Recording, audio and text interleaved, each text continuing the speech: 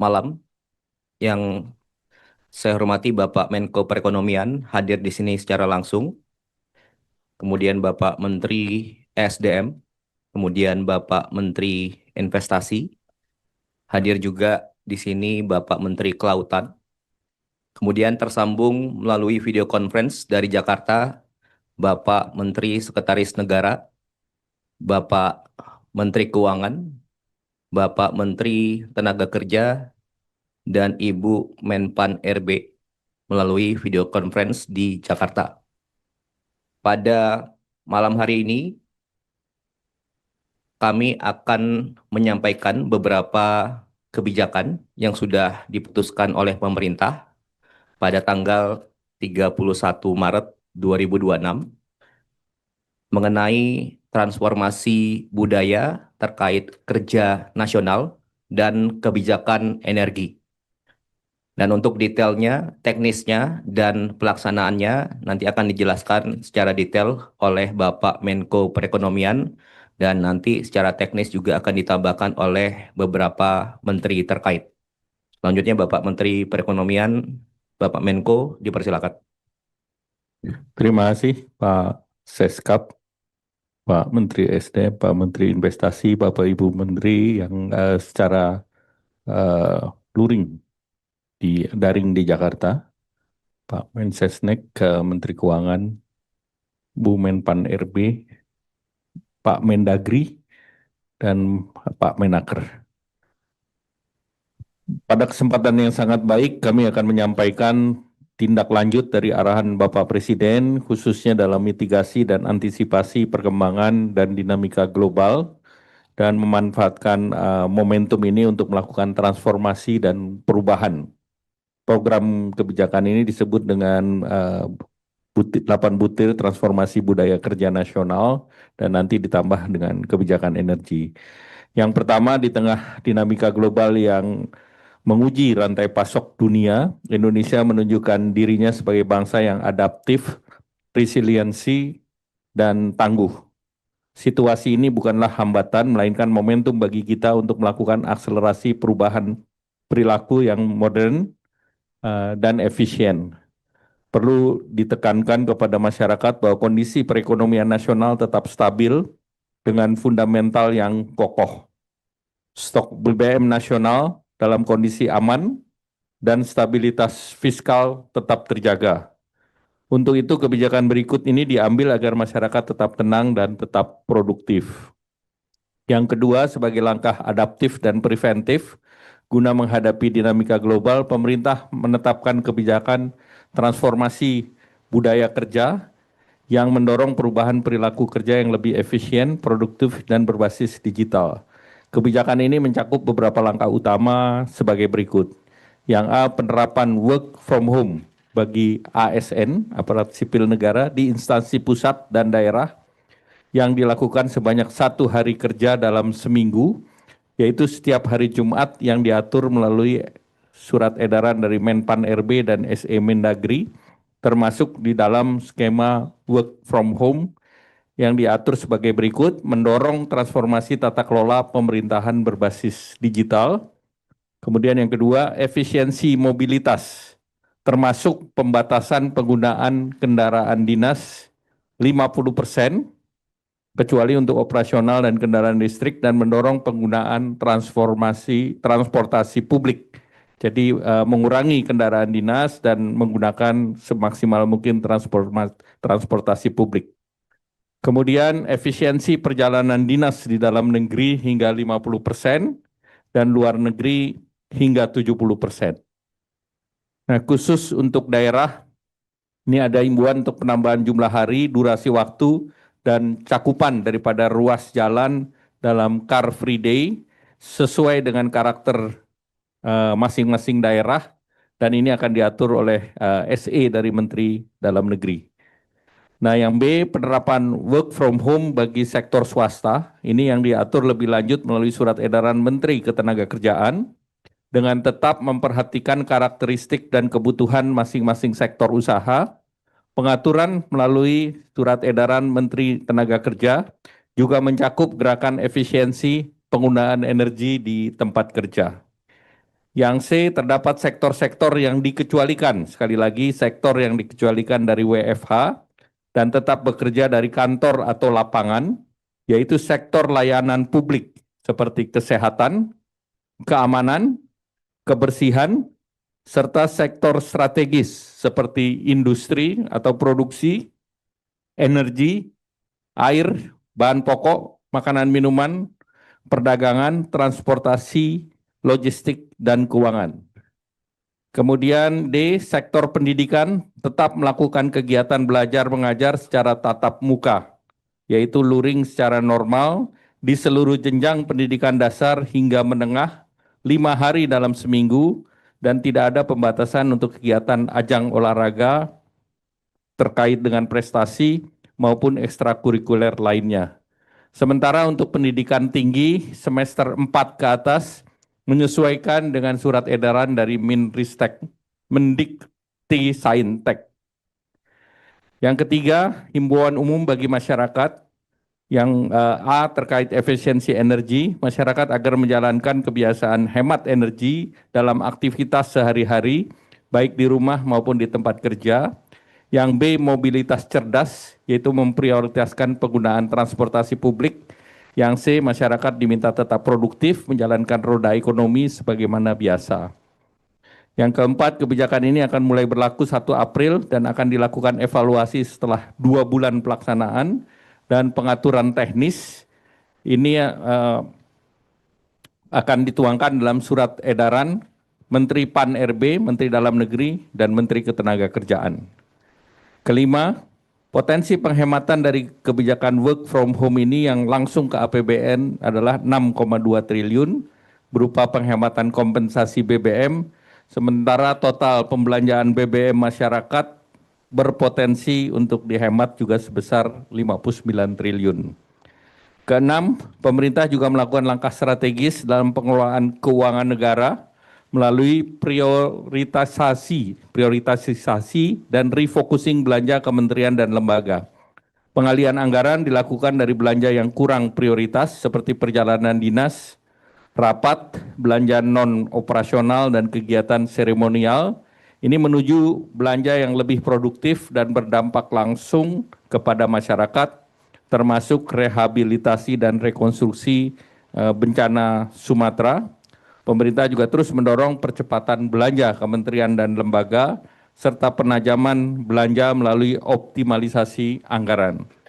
Potensi prioritisasi dan refocusing anggaran kementerian dan lembaga ini dalam range 121,2 triliun hingga 130,2 triliun. Yang ketujuh, sebagai bagian dari upaya kemandirian energi dan efisiensi energi, pemerintah menerapkan kebijakan B50, ini mulai berlaku 1 Juli 2026. Pertamina telah siap untuk mengimplementasikan blending, dan ini berpotensi mengurangi penggunaan BBM berbasis fosil sebanyak 4 juta kiloliter. Dan ini dalam 1 tahun, tentu ini dalam 6 bulan ada penghematan dari fosil dan juga ada penghematan subsidi daripada biodiesel yang diperkirakan nilainya 48 triliun. Untuk memastikan distribusi BBM, pemerintah akan melakukan pengaturan pembelian dengan penggunaan barcode My Pertamina dengan batas wajar 50 liter per kendaraan, tetapi ini tidak berlaku bagi kendaraan umum. Dan untuk detailnya nanti akan disampaikan untuk energi ini oleh Pak Menteri ESDM. Kemudian selain langkah di atas, pemerintah mendorong optimalisasi daripada program makan bergizi gratis sebagai program, dan program ini diarahkan untuk penyediaan makanan segar selama 5 hari dalam seminggu dan tetap memperhatikan pengecualian seperti untuk asrama, daerah 3T, dan daerah yang dengan tingkat stunting tinggi. Potensi penghematan dari kegiatan ini mencapai 20 triliun. Dan keseluruhan kebijakan ini merupakan bagian dari transformasi struktural menuju ekonomi yang lebih efisien, produktif, dan berdaya tahan. Dan pemerintah mengajak seluruh masyarakat dan dunia usaha untuk tetap produktif, berpartisipasi aktif dan mendukung efisiensi dan transformasi budaya kerja ini. Terima kasih, kami kembalikan. Demikian, demikian tadi penjelasan dari 8 butir transformasi budaya kerja nasional yang dijelaskan oleh Bapak Menko Perekonomian. Kemudian atas arahan Bapak Presiden, selanjutnya Bapak Menteri SDM, Bapak Bahlil Lahadalia akan menyampaikan lagi secara rinci mengenai kebijakan energi nasional. Dipersilakan Bapak Menteri SDM. Terima kasih Pak Seskap, yang saya hormati Pak Menko, Bapak Ibu Menteri semua yang saya hormati, mohon maaf tidak sebut satu persatu, menindaklanjuti apa yang menjadi arahan Bapak Presiden dan apa yang telah digariskan secara umum tadi disampaikan oleh Pak Menko. Kami menyampaikan beberapa hal penting terkait dengan kebijakan di sektor energi. Yang pertama, kepada seluruh masyarakat Indonesia yang saya cintai, cadangan BBM kita semuanya di atas standar minimum nasional. Baik itu solar maupun bensin. Termasuk dengan gas. Termasuk dengan aftur. Termasuk juga dengan LPG. Artinya, sekalipun kita tahu semua bahwa ketegangan geopolitik yang belum kita tahu kapan selesai dan beberapa negara lain telah melakukan berbagai macam kebijakan dalam rangka efisiensi di negaranya, kita bersyukur kepada Allah Subhanahu wa taala atas petunjuk dan arahan Bapak Presiden, cadangan BBM kita semuanya di atas standar minimal nasional. Yang kedua, saya juga menyampaikan bahwa dengan implementasi B50, maka insya Allah di tahun ini kita akan mengalami surplus untuk solar kita. Jadi ini menjadi kabar baik begitu RDMP di Kalimantan Timur sudah kita operasikan. Yang kedua, kami menyampaikan terkait dengan penyesuaian harga. Bapak Ibu semua, kami menyampaikan bahwa pemerintah atas arahan Bapak Presiden dan hasil rapat, penyesuaian harga untuk BBM subsidi tidak ada penyesuaian naik ataupun turun. Artinya flat, masih pakai harga sekarang. Untuk BBM yang non subsidi sampai dengan hari ini kami dengan tim Pertamina maupun dengan SPBU swasta lain sedang melakukan pembahasan sampai waktu selesai. Nah, waktunya kapan? Tunggu dulu. Jadi artinya apa? Belum juga ada penyesuaian harga. Masih tetap sama. Nah, dalam rangka itu saya meminta kepada seluruh masyarakat agar informasi yang dipegang adalah informasi yang bersumber dari pemerintah. Selain dari sumber informasi selain dari pemerintah, saya mohon agar kita juga harus lebih cerdas dalam mengelola informasi. Tujuannya apa? Agar kita tetap stabil. Yang berikut terkait dengan apa yang disampaikan oleh Pak Menko. Nah, ini saya mantan sopir angkot ini. Mantan sopir angkot. Nah, saya mengajak kepada semua masyarakat bahwa dalam kondisi seperti ini tidak bisa pemerintah bekerja sendiri. Kita membutuhkan dukungan kerjasama dari masyarakat. Caranya seperti apa? Kita harus melakukan pembelian BBM dengan wajar dan bijak. Dalam pandangan kami sebagai mantan sopir angkot, wajar dan bijak itu kalau isi mobil satu hari 50 liter itu tangki sudah penuh. Satu hari. Jadi kita akan mendorong ke sana. Yang tidak terlalu penting-penting kami mohon agar kita juga bisa lakukan dengan bijak. Terkait dengan urusan BBM Petradex atau solar yang kualitas tinggi, itu juga belum ada penyesuaian harga. Sekali lagi belum ada penyesuaian harga, dan apa yang disampaikan oleh Pak Mensesnek tadi, saya pikir itu sama, tidak kurang dan tidak lebih. Sudah barang tentu dengan dinamika fluktuasi harga dunia yang perkembangannya cepat, maka kami juga akan melakukan kajian-kajian lebih cepat sesuai dengan perkembangan yang ada pada dunia. Saya pikir itu Pak Menko beberapa hal yang penting saya sampaikan. Yang jelas tidak ada penyesuaian harga, terutama masalah subsidi. Apalagi tadi Pak Menko dan Pak Menkyu kan sudah menyiapkan anggaran. Bahwa Presiden selalu memperhatikan bahwa kepentingan rakyat dibawa terutama kepada saudara-saudara kita yang kurang mampu ini harus mendapat atensi lebih. Dalam rangka bagaimana membuat kebijakan agar semuanya bisa berjalan dengan baik.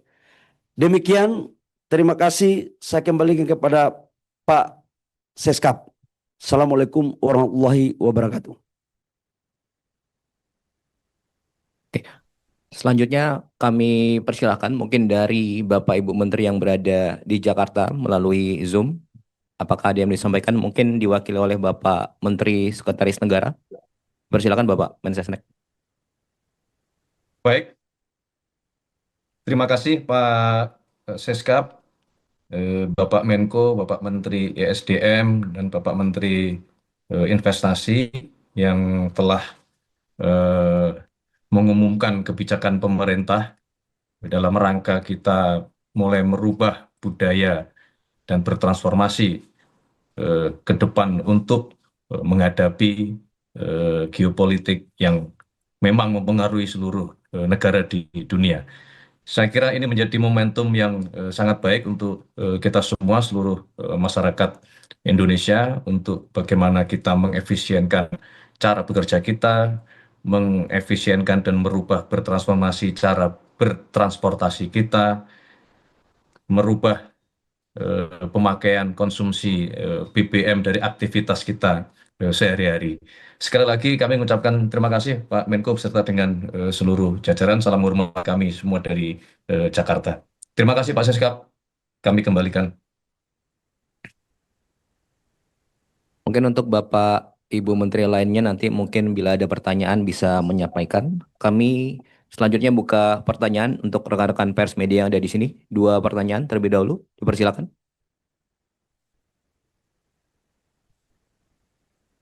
Ya, silakan. Dikasih mic, dikasih mic. Tolong pakai mic saja biar kedengaran juga. Dan Jakarta juga dengar, jangan hanya Korea yang dengar. Terkait dengan penyesuaian harga BBM ini, mungkin ada targetkah dari pemerintah terkait dengan harga non subsidi ini? Ini kan mungkin saat ini belum disesuaikan. Namun masyarakat kan juga menunggu-nunggu nih, kapan nih kepastian apakah ada penyesuaian harga atau tidak terkait dengan kondisi geopolitik juga kan. Seperti itu. Terima kasih.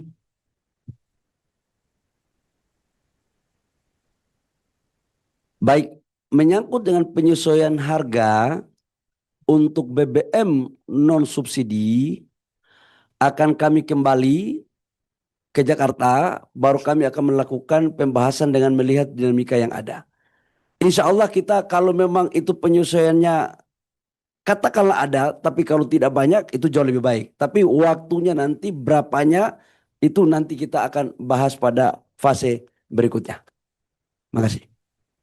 Tetapi yang untuk sekali lagi yang untuk 50 liter tadi, yang untuk per mobil itu tidak berlaku untuk angkutan trek kan harus lebih banyak, atau angkutan umum bis itu pasti lebih dari itu, standar aja itu.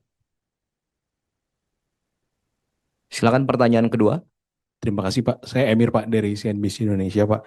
Pak, terkait dengan supply Pak, itu nanti ini kan perang juga masih belum jelas kapan berhenti Pak. Itu apakah kita udah mengamankan supply-supply baru dari negara-negara baru gitu Pak untuk menjaga agar kita nggak krisis gitu Pak. Terus juga untuk yang kedua itu terkait dengan yang tadi Pak menyambung pertanyaan Bobby, itu ada tenggat waktu nggak sih Pak untuk yang pembahasan harga BBM non subsidi itu Pak? Terima kasih Pak. Siap. Yang pertama, ini sudah saya menyampaikan beberapa kali dan terus menerus, tapi saya akan menyampaikan lagi bahwa pertama, untuk menjamin pasokan BBM kita ada dua. Yang kena di Middle East itu adalah crude-nya, sementara minyak jadinya tidak dari Middle East. Yang kedua adalah LPG. Berapa persen dari total kebutuhan kita yang dari Middle East itu kurang lebih sekitar 20%. Nah, ketika terjadi ketegangan di Timur Tengah, pemerintah atas arahan Bapak Presiden untuk mencari sumber-sumber pasokan lain untuk mengganti yang dari Middle East. Dan alhamdulillah udah dapat. Jadi insya Allah nggak perlu ada keraguan lagi, untuk pengganti dari Middle East udah kita dapat. Yang kedua, kita bersyukur kepada Tuhan, di Januari itu kita meresmikan RDMP kita. RDMP yang di Balikpapan itu menghasilkan 5,6 juta kiloliter bensin dan kurang lebih sekitar 4.500.000 kiloliter 4,5 juta ton 4,5 juta kiloliter solar. Jadi artinya apa? Yang kita ke depan impor yang paling banyak itu crude. Crude-nya yang paling banyak.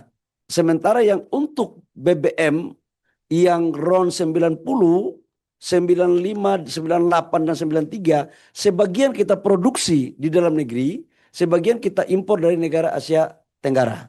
Jadi dan LPG sekarang kita sudah dorong untuk mengambil di beberapa negara yang di non Middle East, terutama di Amerika. Jadi secara pasokan insya Allah mohon doanya clear, nggak ada masalah. Nah, menyangkut dengan harga yang ada, kita kan tahu fluktuasinya kan terus menerus yang non subsidi. Kasih kami waktu untuk menyelesaikan dengan baik.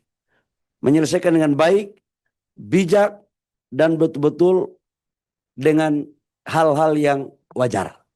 Terima kasih. Oke, terima kasih. Mungkin pertanyaan terakhir, pertanyaan ketiga.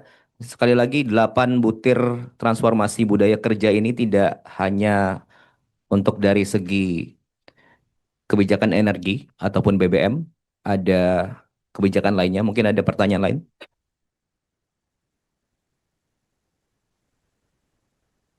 Izin Pak kalau boleh tambah lagi Pak. Ya, satu lagi terakhir. Pak, terkait dengan kita mempertimbangkan untuk adanya untuk pengurangan pajak BBM nggak sih Pak seperti yang dilakukan oleh Vietnam gitu Pak terkait untuk antisipasi kebijakan ini. Terima kasih Pak. Satu lagi. Pak, izin terkait dengan WFH nih Pak, izin bertanya Pak, ini Kak, apakah ada wacana untuk WFH diterapkan kepada pekerja swasta? Pertama dan kedua untuk aturan hari Jumat nih Pak, apa sih alasannya di hari Jumat ini? Apakah tidak ada potensi nantinya agar ASN long weekend ini bagaimana ke depannya mungkin pengawasannya seperti apa? Terima kasih. Oke, dipersilakan Bapak Menko Perekonomian mungkin menjawab. Terima kasih. Ya, pertama mengenai pajak itu juga kita akan lihat perkembangan selanjutnya. Tapi sampai saat sekarang kita belum mengambil keputusan mengenai itu. Tadi seperti sudah disampaikan oleh Pak Menteri SDM. Kemudian yang kedua terkait dengan work from home, swasta dilibatkan. Dan mengapa dipilih Jumat? Karena memang sebagian sudah beberapa kementerian sudah melaksanakan itu kerja 4 hari dalam 1 minggu dengan aplikasi. Ini pasca daripada COVID kemarin. Kita pilih hari Jumat karena memang hari Jumat kan setengah, artinya tidak sepenuh dari Senin sampai dengan Kamis. Tetapi pelayanan publik itu tetap berjalan dan kegiatan produktif termasuk perbankan, pasar modal dan yang lain itu tetap berjalan. Dan itu dipersilahkan untuk yang di kantornya mereka mengatur dengan aplikasi tertentu. Dan aplikasi tertentu di pemerintahan sudah digunakan. Demikian, terima kasih. Terima kasih Pak Menko. Mungkin tambahan dari Bapak Ibu Menteri yang di Jakarta. Pak Mendagri ada? Cukup. Oke, Pak Menteri Keuangan mungkin tambahan?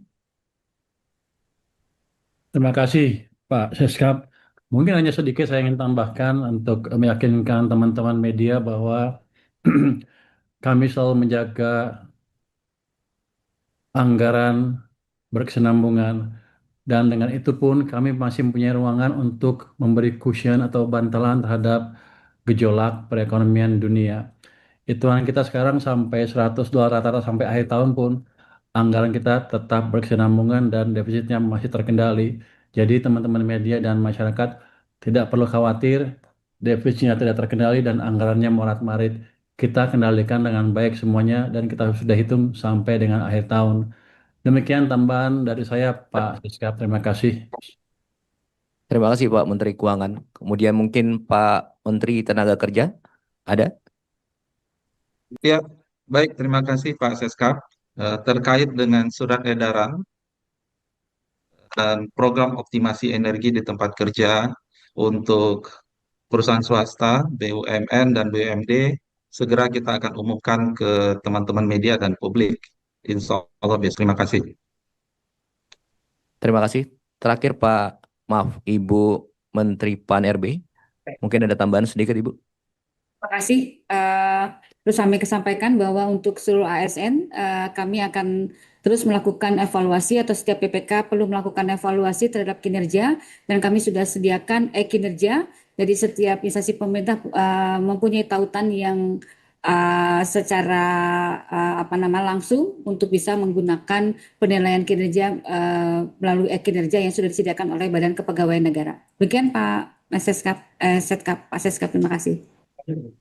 Terima kasih. Ada yang mau menambahkan mungkin yang dari Jakarta? Pak Mendagri dipersilakan. Terima kasih Bapak Menteri. Mohon izin kami sudah menandatangani surat edaran nomor 800.1.5/3349/SJ tentang transformasi budaya kerja aparatur sipil negara yang dilakukan pemerintah daerah pertanggal 31 Maret 2026 hari ini.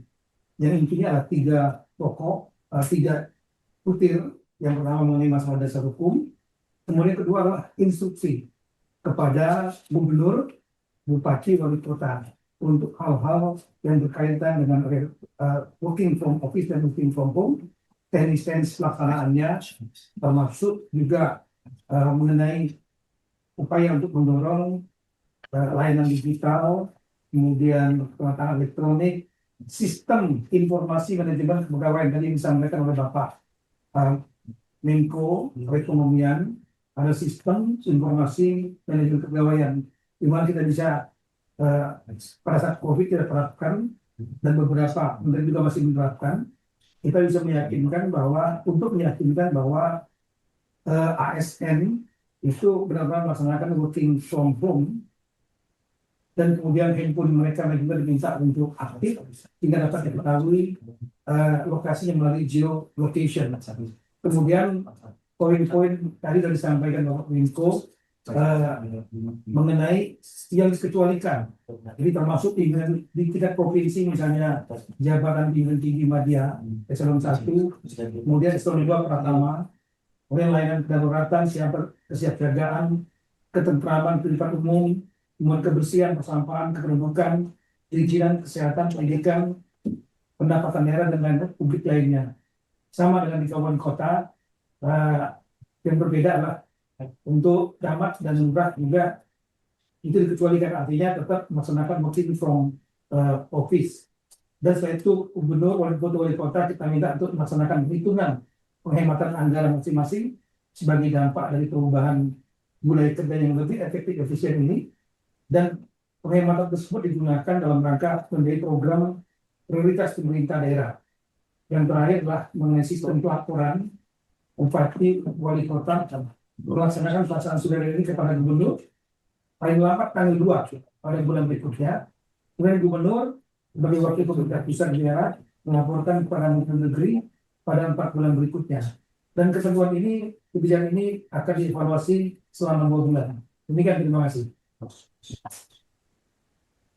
Terima kasih Pak Mendagri.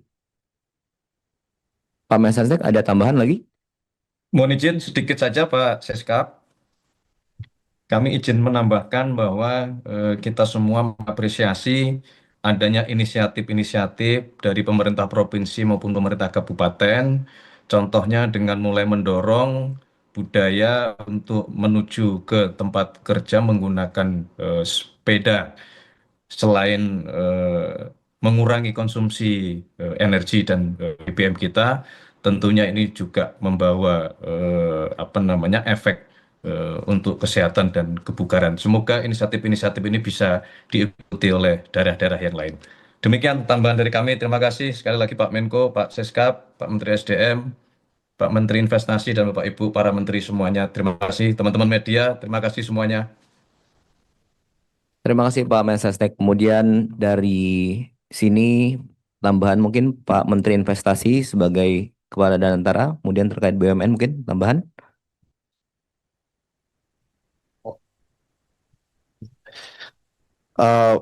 Terima kasih Pak Sekap, Pak Menko, dan Pak Menteri SDM dan Bapak-Bapak Ibu lainnya. Ya tentunya kami juga segera menindaklanjuti terhadap Badan Usaha Milik Negara yang berada di bawah naungan kami, tapi dengan tetap menjunjung tinggi produktivitas dan juga pelayanan publik itu tetap akan berjalan seperti biasa. Tetapi kami akan lebih meningkatkan dari segi efisiensi dengan tetap menjunjung tinggi produktivitas. Dan mungkin tambahan saja, memang itu adalah langkah-langkah yang sudah diambil oleh pemerintah, tadi disampaikan langsung oleh Pak Menko dan juga oleh Pak Menteri SDM. Tapi di satu sisi kita pun mengambil momentum ini untuk mengakselerasi beberapa kebijakan, policy, dan juga dari segi investasi dalam rangka mempercepat penggunaan renewable atau energi baru terbarukan seperti geotermal, solar untuk elektrifikasi, hydro, dan yang lain-lainnya. Sehingga ini merupakan suatu langkah secara komprehensif, baik jangka pendek, menengah, maupun jangka panjang yang tentunya akan menimbulkan dampak yang positif terhadap penggunaan energi kita ke depan. Mungkin itu dari saya. Terima kasih. Terima kasih. Demikian penjelasan mengenai 8 butir transformasi budaya kerja nasional. Sekali lagi, pemerintah mengajak seluruh masyarakat dan dunia usaha, mari terus berpartisipasi dalam mendukung langkah-langkah transformasi budaya kerja ini. Mari tetap tenang, mari tetap produktif, dan apa yang disampaikan di sini sifatnya dinamis. Nanti apabila ada perubahan pasti akan disampaikan oleh pemerintah secara cepat. Demikian, terima kasih. Selamat malam. Wassalamualaikum warahmatullahi wabarakatuh.